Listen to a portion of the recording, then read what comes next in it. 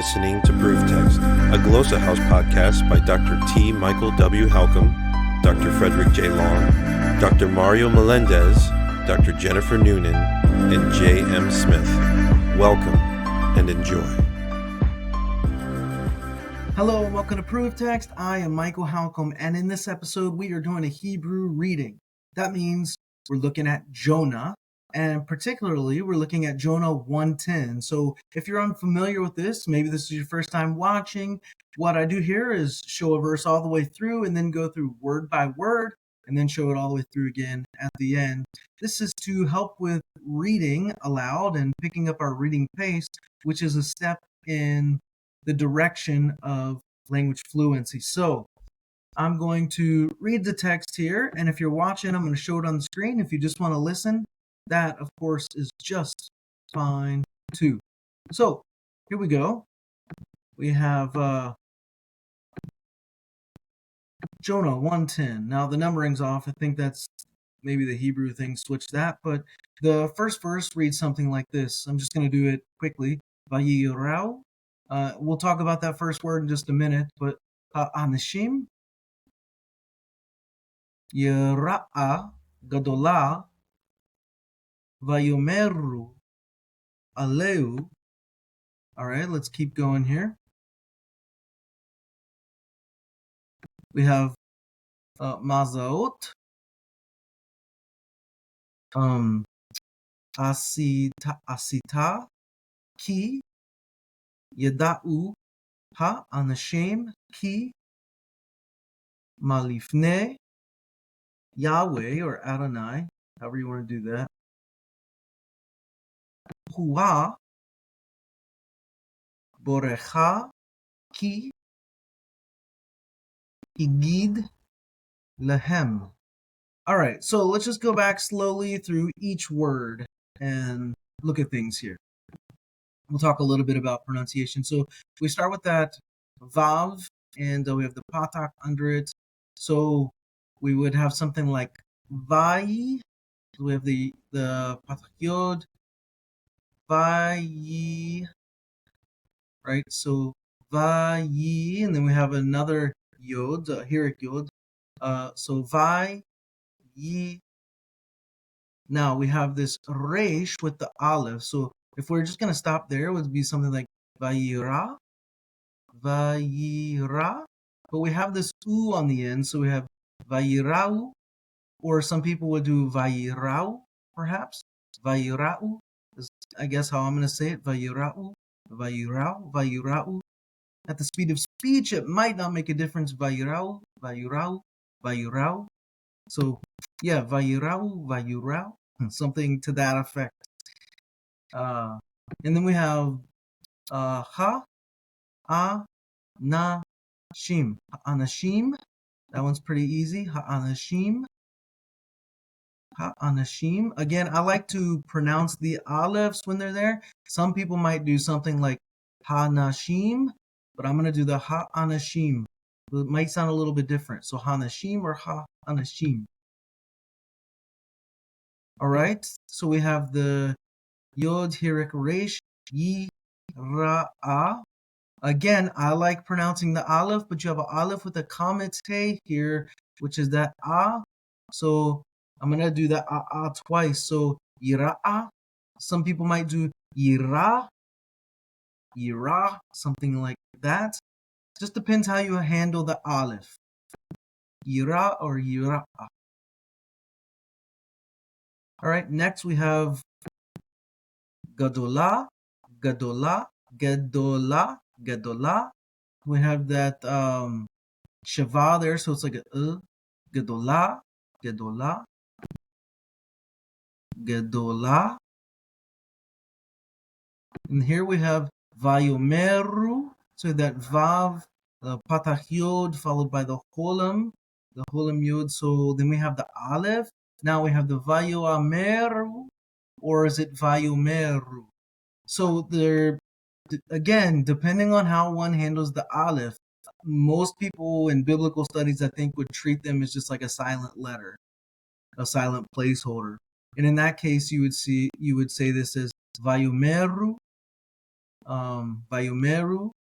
If I'm trying to pronounce the aleph, then Vayomeru, slightly different. So listen, see if you can discern the difference at the speed of speech. Vayomeru, Vayomeru, Vayomeru, Vayomeru, Vayomeru, Vayomeru. It's hard to pick up. So, yeah, whatever you do with the you got to decide what you're going to do with the aleph, right?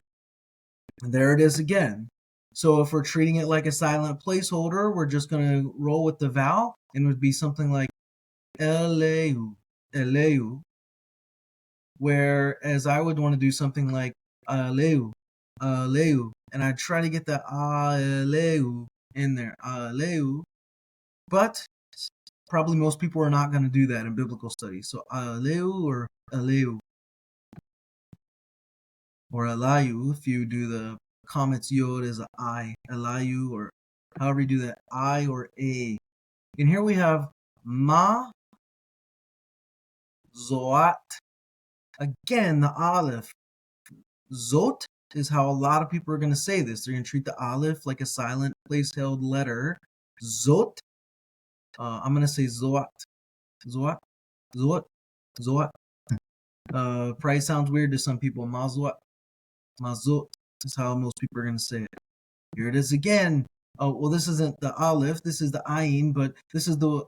Some people treat this like a place-held letter. So I like to do the guttural here, and it's hard to do when it's the first letter.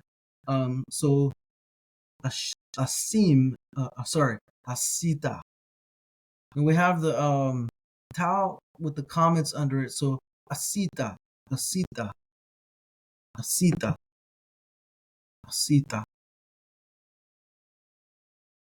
Then we have ki, yad, yada'u. So ki, yada'u. Ki, yada'u. Again, I like the there for the ayin. Yada'u. Ki, yada'u. Ki, yada'u. Others will pronounce that a little bit different. So here we have again on the anashim. We saw that earlier in the verse. Anashim. Again, we have another key phrase. So ki, ma, lifne. Ki, or sorry, mi, lifne. Mi, lifne. Ki, milifne. Ki, milifne. Lots of hieroglyphs there. There are three in a row. Ki, milifne. And then we have Yahweh, or some people will just say Adonai.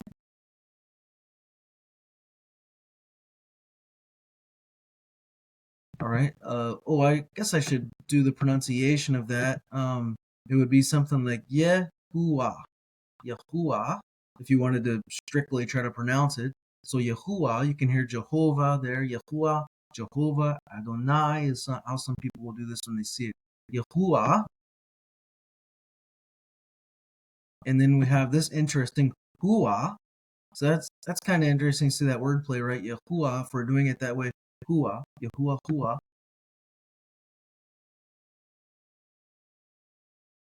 And then we have Borecha, Borecha, Borecha, Borecha. Ki, no hyphen this time. Ki, but followed by the Hirex again. Ki, gid, ki higid, ki higid. We're almost there. Right here's the last word. Lahem, lahem, lahem. So let's do it a little bit faster. Here we go. The whole verse. So let's get this up on the screen, then we'll read it. All right. This is the first portion. So Vayara'u ha'anashim yira'a gedola vayomeru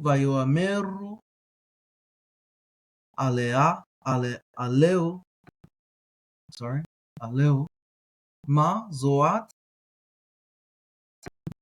asita ki yada'u ha'anashim ki milifne Yahuwah or Adonai, Yehovah, Hua, Borecha ki higid lahem. And that's quite a bit faster. We'll do it one more time here. That's quite a bit faster than the first time I read it. So here we go. וירעו האנשים יראה גדולה ויאמרו עליהו. Let's get the next bit here.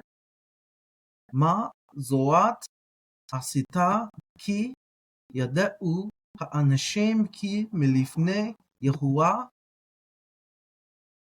הוא בורכה כי הגיד להם. So there it is. That's Jonah 1:10 in Hebrew, and this is a strictly reading practice. If you've been watching, you've heard me talk about the Nikodem and Dagashim, all these little dots. I call them speed bumps, right? They tend to slow us down. There's a way to read without these. Perhaps in the future I could do something on that, but for now I'm just sticking with this. It's good to familiarize ourselves with this, and even when we have the Nikodem and Dagashim there, to be able to read with them.